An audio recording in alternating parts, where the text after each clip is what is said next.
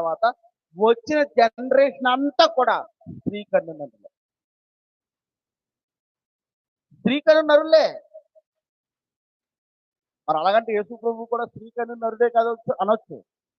స్త్రీలో కూడా కొన్ని రకాలు ఉన్నాయి. స్త్రీ అని ఎవరిని అంటారంటే వివాహమయ్యి దాంపత్య జీవితంలో పాల్గొన్న తర్వాత గర్భవతి అయ్యి పిల్లల కన్నవారిని స్త్రీ కలిగిన నరుడు అంటారు. అందుకని యేసుక్రీస్తు పుట్టుకను గురించి మాట్లాడుతూ కన్యక అన్నారు.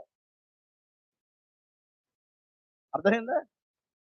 ప్రభు పుట్టుక కోసం మాట్లాడుతూ కన్యక గర్భవతి అన్నారు. కానీ యేసు ప్రభుని స్త్రీ కనిన నరుల్లోనికి శాసించారు.